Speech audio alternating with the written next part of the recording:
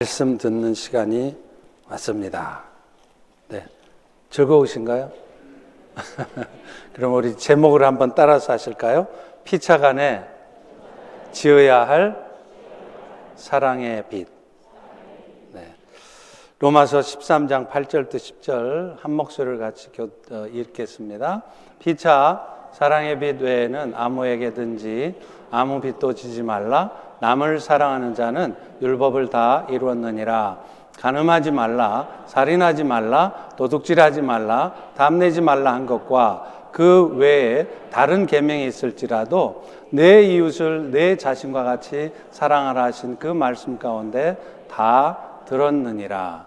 사랑은 이웃에게 악을 행하지 아니하나니 그러므로 사랑은 율법의 완성이니라. 아멘. 네. 지금 트랜슬레이션 안 되나요? 오케이. 네. 남미의 유명한 오르티즈 목사님에 대한 일화가 있습니다. 그분이 매주마다 설교를 하는데 말씀대로 실천하는 성도가 별로 없더라는 거예요. 그래서 그분은 똑같은 내용의 말씀을 교인들이 실천할 때까지 설교를 하기로 했습니다. 예를 들어 사랑을 주제로 설교를 하면 설교 후에 성도들이 그 말씀대로 살고 있는지 확인을 해요. 그래서 만약에 성도들이 들은 대로 사랑하고 있지 않다고 생각되면 다음 주에도 똑같은 내용의 말씀을 가지고 설교를 하는 겁니다. 사실 저도 가끔 그런 생각을 해보기도 했어요. 그러나 말이 그렇지. 어떻게 설교자의 입장에서 그렇게 하겠습니까? 쉽지 않죠. 아마도 오르티즈 목사님의 의도대로 되었다면 그 교회는요, 모든 교인들이 다 에녹처럼 하늘로 들림받아 갔든지 아니면 지금도 똑같은 설교를 몇십 년째 들고 있든지 둘 중에 하나일 것 같습니다. 오늘 함께 나눌 말씀도 바로 그렇습니다. 성경에는요, 수도 없는 곳에서 사랑을 말하고 있어요. 아니, 한 번 말해도 알아들을 것 같은데 성경은요, 지겹도록 똑같은 말씀을 합니다. 지금 우리가 살펴보고 있는 로마서만 해도 그렇죠. 우리는 바로 2주 전에 12장 후반부를 살필 때도 사랑에 관한 말씀을 들었어요. 그래서 사실은 이 부분을 오늘 이 말씀을 그냥 스킵할까도 생각을 했지만 오르티즈 목사님의 말씀이 생각나서 전하기로 했습니다. 여러분, 사실 성경이요 66권이나 되고 그 안에 참 많은 말씀들이 있지만 성경이 말하는 진리는요 너무 단순해요. 하나님은 우리를 사랑하십니다. 그러니 우리도 서로 사랑합시다. 이거예요. 여러분도 오늘 이 시간 자신을 향해 스스로 질문해 보십시오. 이웃을 너의 몸과 같이 사랑하라던 예수님의 말씀을 나는 더 듣지 않아도 될 만큼 이웃을 사랑하고 있는가? 만약에 여러분이 이 질문에 대해서 아이고 저는 아직 아니에요 라고 말할 것 같다면 여러분은 맨날 똑같은 이야기 또 하십니까? 라고 말씀할 것이 아니라 다시 한번 겸손하게 오늘 말씀에 귀를 기울이셔야 합니다. 왜냐하면 우리 하나님께서도요 이스라엘 백성들을 향해 수도 없이 똑같은 말씀을 하셨기 때문입니다. 그런데 오늘 본문의 말씀은요 사랑에 대해서 좀 다른 얘기를 합니다. 사랑은 피차간에 서로 주고받는 것이라는 거예요. 오늘 본문 8절의 말씀을 보실래요? 피차 사랑의 빛 위에는 아무에게든지 아무 빛도 지지 말라. 오늘 본문에는 사랑에 대한 말씀을 하시는데 그냥 사랑해라 이렇게 하지 않아요. 사랑에 빚을 지라는 겁니다. 여러분, 이게 무슨 말이죠? 내가 사랑의 빚을 진다는 것은 내가 남으로부터 사랑을 받는 것을 의미한다는 거예요. 결국 사랑의 빚을 피차 간에 지라, 이 말은 서로 간의 사랑을 주고 받으라는 거예요. Give and take 하라는 겁니다. 실제로 사랑은 주는 것만이 아닙니다. 상대편의 사랑을 내가 받아들이는 것도 포함돼요. 사랑은요, 내가 상대편을 열심히 사랑해 주기만 하면 되는 게 아니에요. 때로는 상대편이 나를 사랑해 주는 것을 내가 받아들일 줄 아는 것도 진짜 사랑입니다. 상대편의 호의를, 상대편의 보호를 그래요, 감사합니다 하면서 받아들이는 것도 사랑이라는 말이에요. 여러분, 하나님께서도요, 여러분 모두에게 사랑을 베풀어 주셨잖아요. 근데 그 사랑을 받은 여러분들에게 자신을 사랑하라고 요구하고 계세요. 너희들은 내 사랑 받기만 하면 돼, 끝. 아니에요. 로마서 5장 8절에 보면 우리를 향한 하나님의 사랑을 잘 표현하고 있죠. 여러분들이 아직 죄인 되었을 때에 그리스도께서 여러분을 위해서 죽으심으로 하나님께서 여러분에 대한 사랑을 나타내셨대요. 하나님은 우리가 아직 죄인 되었을 때, 여러분들이 아직 못된 짓 하고 있을 때, 그럴 때 하나님은 당신의 가장 사랑하는 아들 예수를 희생하셨어요. 그리고 그 예수님의 십자가의 죽으심으로 그 예수님의 십자가의 은혜를 믿는 모든 이들에게는 죄의 대가가 대신 치러지도록 하셨고, 그 결과 오늘 우리 모두는요, 마치 죄 하나 없는 양 뻔뻔하게 이 자리에 앉아 계신 겁니다. 그런데 하나님은 그런 은혜를 우리 모두에게 주신 다음에 우리에게도 은혜 주신 하나님을 사랑하라고 명령하세요. 하나님의 사랑을 입은 백성들이 어떻게 살아야 할 것인가를 가르쳐준 십계명을 통해 여러분들에게도 하나님을 사랑하라고, 받기만 하지 말고 여러분도 하나님을 사랑하라고 명령한다는 겁니다. 그 중에 앞 계명 4가지 계명이 뭐죠? 나 외에는 다른 신 두지 말아라. 네 자신을 위해서 우상 만들지 말고, 절하지 말고, 그거 섬기지 말아라. 너의 하나님 여호와의 이름을 망령되이 일컫지 말고 안식일을 거룩히 지켜라. 여러분, 이 계명들은요, 한마디로 다 축약하면 뭡니까? 하나님 사랑하라는 거예요. 그래서 우리 하나님께서는 여러분들에게 사랑을 베풀어 주시되 그걸로 끝이 아니라 여러분도 이제 그 사랑에 감사하는 마음으로 여러분 역시도 하나님께 사랑을 표현하기를 원하신다는 겁니다. 할렐루야. 가끔 우리 성도님들이 저에게 이것저것을 가져다 주실 때가 있어요. 목사님, 요즘 힘이 없어 보이시는데 보양식 좀 드세요 하고 갖다 주시고요. 사모님이 바빠서 음식하기 힘드실 것이라고 이런저런 반찬을 만들어 주시는 분들도 있습니다. 또 어떤 분들은요, 식사를 대접해 주시기도 하고요, 이런저런 선물을 챙겨 주시기도 해요. 그럴 때마다 먼저는 부족한 저를 이렇게 챙겨주시나 싶어서 정말로 죄송하지만 감사하기도 해요. 그런데 또 한편으로는요, 부담스러운 마음이 있는 거예요. 혹시 이런 것들이 의도하지 않게 우리 성도들에게 부담을 드리는 것은 아닌가 하는 생각이 드는 것이죠. 그래서 저는요, 한국에 있을 때는 명절 때조차 일절 선물을 가져오지 않도록 부탁을 드렸습니다.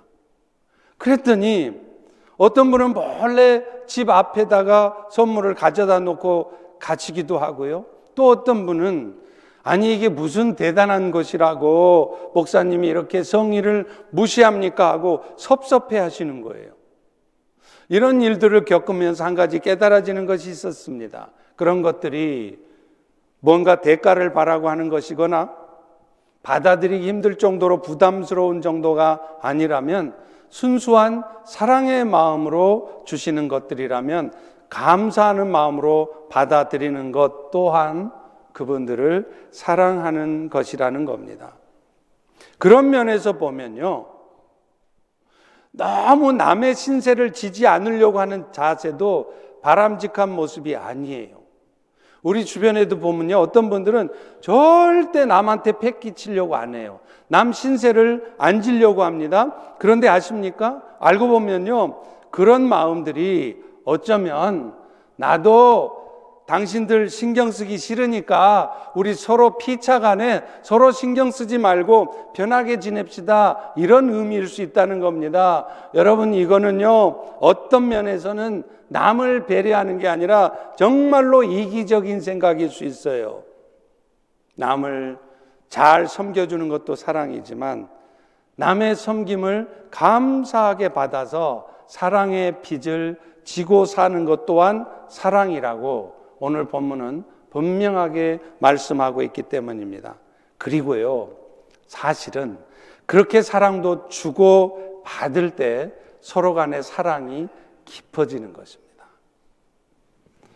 그런데 오늘 본문을 잘 보면 왜 사랑의 계명이 가장 중요한 계명인가를 알 수 있어요.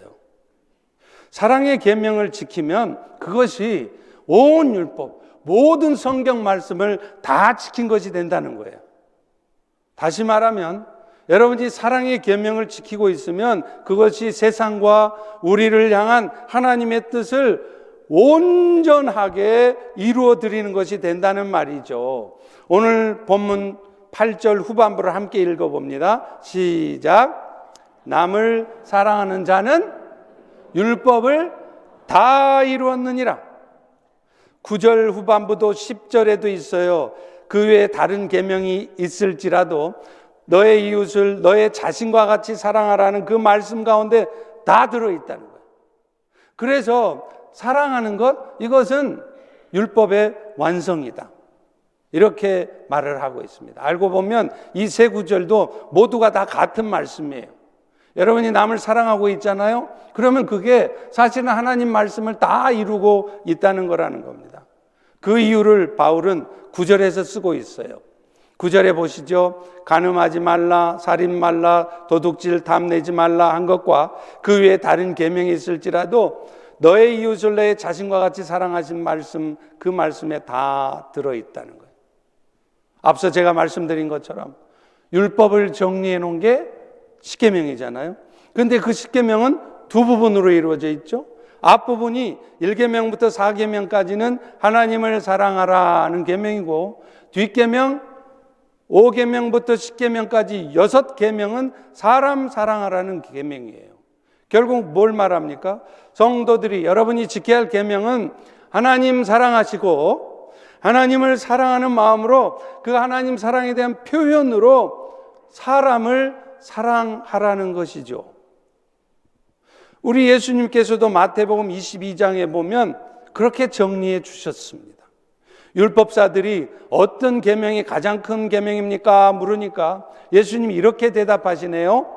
네 마음 다하고 목숨 다하고 뜻 다해서 하나님을 사랑하라 하셨으니 이것이 크고 첫째 되는 계명인데, 사실은 두 번째 계명도 첫 계명과 똑같은 것이다. 그런데 그 두 번째 계명이 뭐라고요? 내 이웃을 네 자신과 같이 사랑하라 하셨다. 그래서 이 두 계명이 온 율법의 말씀이라는 거예요. 하나님을 사랑하시고 또 하나님을 사랑하는 마음으로 이웃을 사랑하고 계시면 그것이 모든 율법의 요구, 하나님의 말씀을 다 지켜 행하는 것이 된다는 거죠. 실제로 십계명에는 간음, 살인, 도적질, 탐내는 거, 이거 하지 말라는 계명들이 있죠. 그런데 여러분, 이 계명들도요, 결국은 다 사람 하라는 계명이에요. 예를 들어 볼까요? 여러분이 정말로 아내를 사랑하시잖아요. 아내를 진짜 사랑한대요. 그런데 내 아내가 아닌 다른 여자를 탐내고 흘끗흘끗 쳐다보고 다른 여자와 성적 관계를 가질 수 있습니까? 바꿔 말하면 누군가가 간음을 했다면 그분은 아내를 사랑하는 분이 아니에요. 아무리 나는 당신을 사랑해, 좋은 거 맨날 선물해주고 그래봐야 그거 사랑하는 거 아닙니다. 실제로 살인하지 말라는 말도 마찬가지잖아요. 여러분, 누군가를 사랑하는데 어떻게 그 사람의 생명을 앗아갑니까? 살인하지 말라는 계명도 결국은 사랑의 계명인 거예요. 도적질 말고 남의 것 탐하지 말라는 것도 사랑의 계명입니다. 그를 정말 사랑한다면 그분이 가지고 있는 재물을 여러분이 탐할 수 있어요? 결국 사랑의 계명이 모든 계명의 완성이고 전부라는 것입니다. 오늘 10절도 그렇게 말하잖아요. 사랑은 율법의 완성이니라. 여러분, 사실 믿음이라는 것도 마찬가지더라고요. 우리는 믿음하면 뭘 떠올리느냐면 막 불가능을 가능케 하는 것. 그걸 보면 믿음 좋다 그래요. 물론 믿음에도 그런 측면이 있어요. 그러나 성경에서 말하는 진짜 믿음은요, 사랑이에요. 다시 말하면 저분은 참 믿음이 좋다, 이 말은 무슨 말이냐면 저분은 참 사랑이 넘친다 같은 말이라는 거예요. 저분은 참 믿음은 좋은 것 같은데 까칠해, 성격이 아주 모나고 못됐어. 그건 다 거짓말입니다. 믿음이 좋은데 어떻게 까칠합니까? 믿음이 좋은데 어떻게 모납니까? 실제로 갈라디아서 5장 6절도 그렇게 말씀하잖아요. 할래 무할래 그거 아무것도 아니라는 거예요. 오직 사랑으로 표현된 믿음뿐이라는 겁니다. 여러분 그거 계속 띄워주시고요. 이 말씀을 영어 성경으로 보면 그 의미가 더 분명해지잖아요. The only thing that counts is faith. faith인데 그 faith가 어떤 faith냐? Expressing itself through love. 사랑을 가지고 표현하는 게 그게 믿음. 이것만 하나님이 카운트 하신다는 거예요. 믿음 좋다 하는 것도 뭔가 될 것을 굳게 믿으면서 막 흔들림 없이 목표를 향하여 막 돌진하는 거, 그게 믿음 좋다. 그게 아니라는 겁니다. 지금 이 상황이 어떠하든지 도저히 안 될 것 같아도 하나님이 하실 것을 믿기 때문에 자신의 삶 속에서 기꺼이 손해보고 기꺼이 희생하면서 사랑을 실천하는 사람, 이 사람이 믿음 좋은 사람이라는 거예요. 하나님은 우리가 어떤 결과를 이루어냈는지를 묻지 않으십니다. 여러분이 돈 많이 벌어가 교회 몇 개 세웠느냐, 그거 하나도 안 봐요. 학교를 여러분이 몇 개 선교지 지었냐, 안 봐요. 여러분이 교회에서 봉사를 얼마나 많이 했느냐, 안 봐요. 그분께서 묻는 것은 이 모든 것들을 사랑으로 했느냐 안 했느냐를 물어요. 왜냐하면 하나님 앞에 카운트 되는 것, The only thing that counts, 카운트 되는 것은 오직 사랑이기 때문에 그래요. 그러므로 일 잘하기 위해서 움직이다가 사람 다치는 것, 사람 마음 막 상하게 하고 그거 하나님이 원치 않으신다는 것을 여러분 아셔야 돼요. 교회 안에도 보면요, 종종 부서 간에 갈등이 생겨요. 근데 왜 생기느냐? 이것도 알고 보면 다 교회가 잘 되게 하려고 그래요. 다 잘하려고 하다가 생기는 일들입니다. 그러나 일 잘 되게 하려고 내 주장 지나치게 내세우다가 이 일은 이렇게 해야 돼요 하면서 지나치게 내세우다가 다른 사람 마음 상하게 하고요, 하나됨이 깨어지는 거, 그거 하나님 원하시는 거 아니에요. 결과가 좋게 안 나와도 괜찮습니다. 하나됨을 이루어가는 것이 하나님이 정말 원하시는 거예요. 여러분이 아무리 설명하고 설득해도 그 사람이 안 들어먹습니까? 그럴 때는요, 그냥 슬그머니 물러나 주시면 돼요. 아니, 그렇게 하다 보면 무슨 일이 되겠느냐라고 물으시겠지만 그렇지 않습니다. 물러서는 것이 포기하는 것이 아니기 때문이에요. 물러서는 것이 하나님 손에 맡기는 것이기 때문입니다. 그래서 나중에 보면요, 더 잘 돼 있어요. 세상은 결과를 원합니다. 그러나 하나님은 결과를 내기 위한 과정에서 여러분들이 아가페 사랑으로 그것을 했느냐를 보신단 말이에요. 왜냐하면 그것이 율법의 완성이고 하나님의 뜻을 이루는 것이기 때문입니다. 자, 그렇다면 구체적으로 여러분은 어떻게 사는 것이 사랑하며 사는 것일까요? 수도 없이 많은 사랑의 모습이 있겠죠. 그런데 저는 오늘 여러분에게 두 가지만 말씀드리려고 해요. 먼저는요, 사랑은 여러분이 처한 모든 상황을 하나님이 주신 기회로 보는 것이에요. 오늘도 여러분이 지금 접하고 있는 모든 상황들은요, 사실은 하나님께서 여러분들에게 기회 주신 겁니다. 어떤 기회요? 여러분이 먼저 받은 사랑을 나타내 보일 수 있는 good chance, 정말 좋은 기회란 말이에요. 사도 바울은 에베소서 5장 16절에서 이런 말씀을 하죠. 세월을 아끼라 때가 악하니라. 그런데 이 말씀의 원래 뜻도요, 그저 시간 아껴서 열심히 일해라 그 말 아닙니다. 영어 성경을 잘 보세요. 뭐라고 돼 있습니까? Save the time 이렇게 돼 있어요? No. Make the most of every opportunity. 여러분이 지금 살아가고 있는 모든 삶의 순간들을 최선으로 이용하라는 거예요. 어떻게 하는 게 최선으로 이용하는 거예요? 속상해도, 내가 좀 희생이 돼도 자존심 꺾고 사랑해 주는 것, 그것이 여러분이 겪는 모든 삶의 순간을 최선으로 make the most of every opportunity 라는 말인 것입니다. 모든 상황을 하나님이 주신 기회로 보는 사람하고 그렇지 않은 사람은요, 그 상황을 대하는 태도가 달라요. 우리는 보통 어려운 상황이 오잖아요. 내가 부담이 되는 상황이 오잖아요. 그럼 우리는 당장에 내가 손해볼 것, 희생해야 하는 것만 생각해요. 그래서 어떻게 하든지 이 핑계 저 핑계 대면서 그것을 피하려고만 합니다.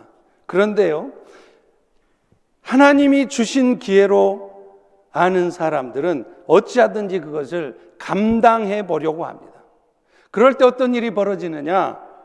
겉으로 보면 그게 굉장히 부담스럽고 힘들기만 한 상황, 위기 상황으로 보여진 그 상황이 그 사람에게는 그 위기가 바뀌어서 축복이 되게 하신다는 거예요. 아멘? 아멘? 실제로요, 사람을 변화시키고 사람 회개케 하는 것은요, 내가 손해보는 가운데, 내가 억울한 가운데에서도 아가페 사랑을 할 때 나타나요. 그럴 때 비로소 상대편에도 회개의 역사가 나타납니다. 그런데요, 나는 자존심 하나도 안 꺾어요. 나는 희생 하나도 안 해요.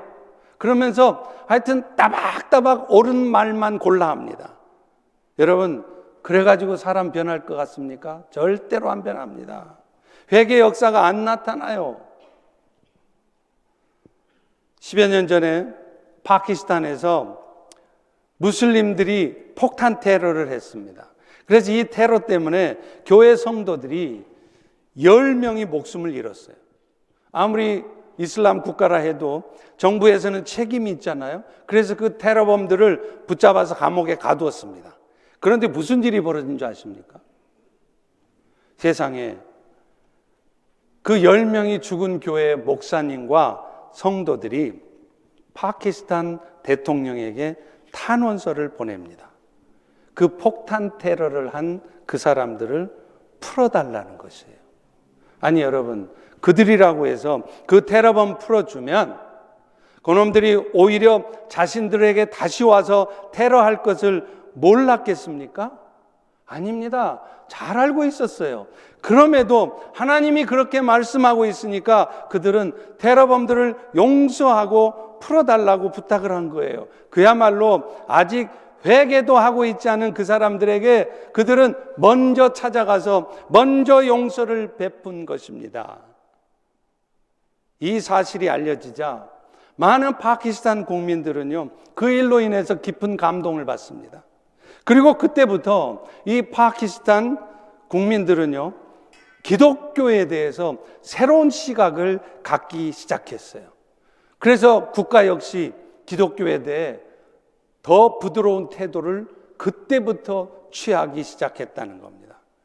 결국 고통스러운 상황을 기회로 알아서 오히려 악을 악으로 갚지 않고 선으로 갚고 저주하는 자를 축복하라는 하나님의 말씀 그대로 순종했을 때 어떻게 하나님의 역사가 나타나고 어떻게 하나님의 뜻이 이루어지는가를 보여준 것 아닙니까? 여러분, 고층 빌딩에서 유리창 닦는 사람들 봤어요? 아니, 그 사람들은 도대체 어떤 강심장을 갖고 있길래 수십 층 되는 그 꼭대기에서 유리창을 닦습니까? 그들이 왜 유리창 닦으면서 두려워하지 않는 줄 아세요? 두려워하지 않는 방법이 뭔 줄 아세요? 그 사람들은 절대로 아래를 안 내려다 본답니다. 오직 앞만 보면서 지금 당장 자기들이 할 일인 유리 닦는 일에만 집중하고 있으면 수십 층에서 유리를 닦아도 하나도 안 무섭대요. 마찬가지입니다. 여러분이 겪고 있는 이 일 후에 어떤 일들이 있을 것인가는 여러분이 고민하고 여러분이 걱정해 줘야 될 문제가 아닙니다. 오늘 여러분이 할 일은 지금 이 순간에도 하나님의 말씀하신 대로 해보는 거예요. 현재 여러분이 처한 상황을 내가 받은 사랑을 전할 수 있는 기회로 여기시고 쉽지 않지만 어찌하든지 그렇게 해보려고 애쓰는 것입니다. 원수 갚는 일은 하나님께 맡기세요. 결과도 하나님께 맡기세요. 오늘도 여러분이 진짜 해야 될 일은 미래를 걱정하고 염려 잔뜩 하시는 게 아니라 오늘 내가 해야 될 일, 아가페의 사랑을 하는 일에 집중하고 있으면 나머지는 하나님이 다 하십니다. 정말로 하나님의 뜻이 이루어지는 것을 여러분이 보게 될 것입니다. 할렐루야, 할렐루야. 별로 동의가 안 되시군요. 어려울 것 같으니까. 그래서 또 하나의 말씀이 있어요. 그게 뭐냐면 마지막으로 아가페는 성령의 도우심을 입을 때 가능하다는 사실을 잊지 않아야 된다는 거예요. 사실 우리 모두는 다 알잖아요. 이 설교 안 들어도 다 아시죠? 사랑해야 되는 거 다 알아요. 그런데 문제는 그게 쉽지가 않습니다. 그러다 보니까 이런 말을 해요. 목사님, 다 알아요. 근데 말이 그렇지 그렇게 사랑한다는 게 쉬운가요? 그러면서 결국은 사랑 안 하는 쪽으로 가버려요. 이해는 됩니다. 그러나 그런 의미에서 우리에게 좋은 소식이 하나 있어요. 그것은 여러분의 의지로는 할 수 없는 사랑을 할 수 있도록 하나님께서 여러분 모두에게 성령을 보내주셨다는 것입니다. 옛 약속을 지키기 위한 옛 계명과 새 약속, 신약, 새로운 약속을 지켜내기 위한 새 계명은요, 사실상 똑같아요. 앞서 살펴봤잖아요. 예수님도 십계명으로 대표되는 옛 계명을 추각하면 그거 다 사람 사랑하는 말이데 그랬잖아요. 그러면서 새 약속에 따른 새 계명도 내가 너희를 사랑한 것 같이 너희도 사랑해야 된대 이렇게 말씀하시는 거예요. 그러니까 옛 계명하고 새 계명이 사실은 똑같아요. 그런데 차이가 하나 있습니다. 결정적인 차이가 있어요. 옛 계명은요, 그 계명을 자기 스스로의 힘으로 지켜내야 해요. 그러니 구약 백성들이 그렇게 말씀대로 못 산 겁니다. 그런데 어느 날 신약 백성들, 오늘 새 계명을 받은 여러분들에게는 그 새 계명을 주시되 그 계명을 행할 능력도 함께 주셨다는 것입니다. 할렐루야. 사실 하나님께서 옛 약속인 율법을 이스라엘 백성들에게 주신 이유는요, 너희가 이 말씀을 잘 지켜 행해야 하나님 나라 백성 된다, 그래서 준 게 아니에요. 이스라엘 백성들은 이미 하나님의 백성으로 부름받은 자들입니다. 이제 하나님의 백성으로 부름받은 이스라엘이 하나님 나라의 백성답게 살려면 어떤 삶을 살아야 하는가, 삶의 기준으로 준 것이 구약의 율법이에요. 다시 말하면 십계명으로 대표되는 율법을 잘 지켜 행할 때 하나님이 이스라엘을 부르신 목적, 열방에게 복을 전파하는 복의 통로가 되는 일, 제사장 나라의 역할을 하는 일이 이루어진다는 겁니다. 그러나 안타깝게도 이스라엘 백성들은요, 열방에게 복의 통로 역할을 전혀 하지 못했습니다.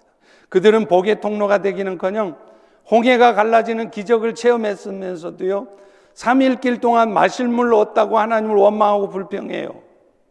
아니, 여러분이 홍해 기적을 체험했다고 한번 생각해 보세요.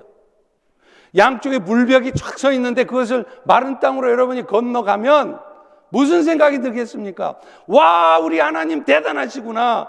그런 하나님을 경험했는데 고작 3일 동안 물 못 마셨다고 그 하나님을 원망하고 불평해요? 안 그럴 것 같잖아요. 근데 이스라엘은 그랬단 말이에요. 그것뿐입니까? 가나안 땅에 정착해서 지파별로 흩어져 살 때도 그들은 우상 숭배를 서슴지 않았습니다. 겉으로는 여호와 하나님을 섬기는 듯 했어요. 그런데 당장 자신들의 삶의 유익을 가져다 줄 것 같은 가나안의 신들도 함께 숭배했어요. 산당이라는 곳에서 하나님도 섬기고 가나안 신도 섬겨요. 예배당에서 십자가에 하나님도 섬기고 그 옆에다가 불상 갖다 놓고 부처님도 섬기는 거예요. 이게 이스라엘 백성입니다.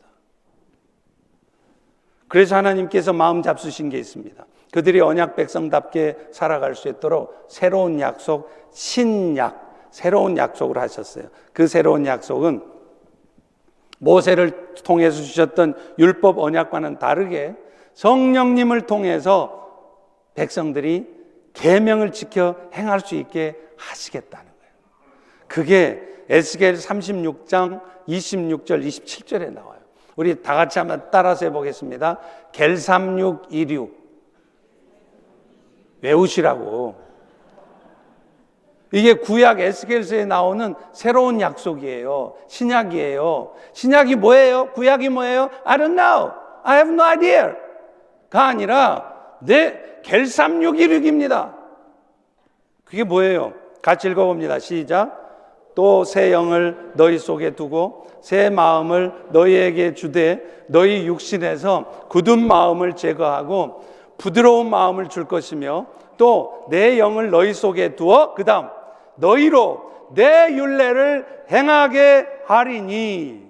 성령님을 여러분에게 부어주셔서 여러분 안에 있는 딱딱한 마음을 다 제하고 부드러운 마음 주셨대요. 그것뿐만 아니라 더불어서 스스로의 힘으로는 도저히 말씀대로 살 수 없는 여러분, 원수를 사랑할 수 없는 여러분들이 계명대로 살아갈 수 있도록 도와주시겠다는 거예요. 그리고 하나님은 약속하신 대로 오순절날 이 땅에 성령이 임하게 하셨습니다.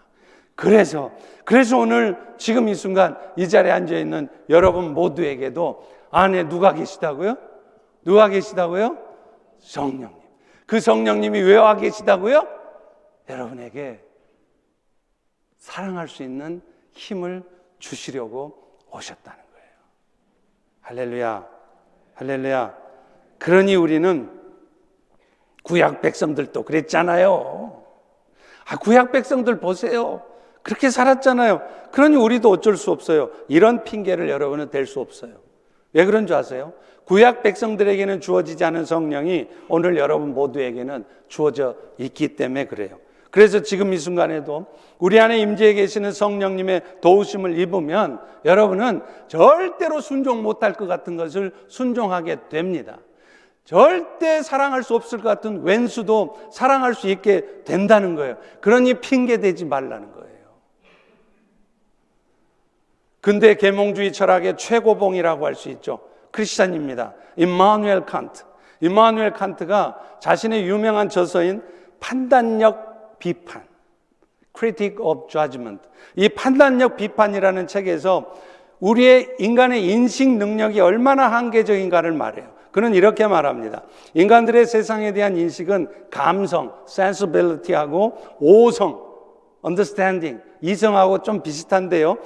이것이 결합된 거라는 거예요. 따라서 인간의 판단도 결국에는 주관적이 될 수밖에 없다는 거예요. 이 말은 무슨 말입니까? 여러분의 인식은 여러분이 아무리 똑똑해도, 여러분이 아무리 객관적으로 하려고 해도 여러분의 인식과 판단에는 오류가 있을 수밖에 없다는 거예요. 그런데 이런 인식의 한계를 뛰어넘을 수 있는 방법이 딱 한 가지 있습니다. 그게 뭐냐면 바로 하나님의 말씀대로 살아보시는 거예요. 예수님께서 우리에게 원수도 사랑하라 그러면 우리는 사랑하기 힘들 것 같으니까, 못할 것 같으니까 이렇게 핑계를 대요. 아니, 나쁜 짓 한 사람을 가만히 놓아두는 것도 사랑이에요? 원수를 사랑하라는 것도 쉽지 않지만 나는 그렇게 해서는 안 된다고 생각합니다. 이렇게 말하잖아요. 그런데 이것은요, 눈에 보여지는 가시광선만 빛이라고 말하는 것과 같다는 거예요. 빛이 프리즘으로 보면 빨주, 노초, 파남보, 가시광선, 눈에 보여지는 빛이 보이잖아요. 그런데 아십니까? 이 빛에는 눈에 안 보이지만 오른쪽 끝 보라색 옆에 자외선이 있어요. 왼쪽 끝 빨간색 옆에 적외선이 있어요. 그런데 이 자외선, 적외선은 프리즘으로 봐도 안 보입니다. 그런데 놀라운 것은 가시광선은 우리에게 해를 줄 수도 있지만 이 자외선과 적외선은 여러분의 삶에 유익을 가져줄 수 있다는 거예요. 그런데 내가 눈으로 보여지는 것을만 판단하면 여러분은 빛에는 자외선과 적외선도 있다는 것을 모르고 사는 것과 같다는 겁니다. 오늘 여러분에게 정말 필요한 것은요, 눈에 보이지 않는 영역에서의 하나님의 역사를 경험해 보시는 거예요. 그리고 그것은요, 여러분이 이해가 잘 안 돼도요, 너무 부담스럽기만 하고 힘들기만 하셔도요, 일단 말씀대로 해보실 때 가능합니다. 성령의 도우심을 구하는 가운데 죄와 사람을 분리시키는 거예요. 그래서 그 죄악된 삶을 가져다주는 악한 영을 향해서 나사렛 예수님으로 명하노니 저 김집사의 심령에 역사하는 악한 영은 떠나갈지어다, 그렇게 선포하시고 대신에 그 악한 영에 휩쓰여서 지금 나쁜 짓 하고 나를 힘들게 하는 그 영혼은 미워하지 마시고 증오하지 마시고 긍휼히 여기시는 거예요. 그럴 때 여러분은 기가 막힌 하나님의 역사를 경험하십니다. 그리고 그런 역사를 한번 경험해 본 사람들은 매사에 눈에 보이는 대로 말하고 행동하지 않아요. 하나님이 하실 것을 믿기 때문에, 또 그것을 기대하기 때문에 나는 못할 것 같지만 하나님께 도우심을 구하면서 결국에는 말씀대로 하는 것입니다. 할렐루야. 저만 땀나나요 지금? 말씀을 맺습니다. 재작년에 저희 새로운 중직자들이 뽑혔을 때 중직자 훈련의 마지막 과정으로 뉴욕하고 뉴저지에 있는 선교적 교회, 모델 교회들을 탐방을 했었죠. 생각들 나시죠? 그때 갔었던 교회 중에 하나가 뉴욕에 있는 퀸스 장로교회였어요. 이 교회는 뉴욕에 한인들이 많이 거주한다고 하는 플러싱이라는 곳에 있는데요, 이 교회만 해도 한인들이 차고 넘쳐요. 그래서 예배당이 비좁아요. 좁아 터져요. 그런데 이 교회가 마침내, 사진 보여주실래요? 저 화살표 보이시죠? 예배당 건너편에다가 싱글 하우스 7채를 사서 그 집을 다 부수고는 거기다가 새로운 예배당을 지었어요. 그 부서진 집들이 그 동네가 땅값이 비싸서 그런지 다 100만 불이 넘는 집이랍니다. 그러니까 700만 불 들여서 집 사가지고 다 허문 거예요. 그런데 놀라운 것은 그 새로 건물을 지은 이유가 예배당이 좁아서 우리 한인들이 좀 더 넓은 공간에서 예배를 드리려고 지은 게 아니라 그 지역에 있는 아무 도움도 안 될 것 같은 러시아 사람들, 중국인들을 위한 예배 공간으로 지었다는 거예요. 그런데 더 놀라운 것은요, 그 사람들에게는 일절 건축 헌금을 받지 않았다는 겁니다. 목사님이 그 이유를 이렇게 말씀하셨어요.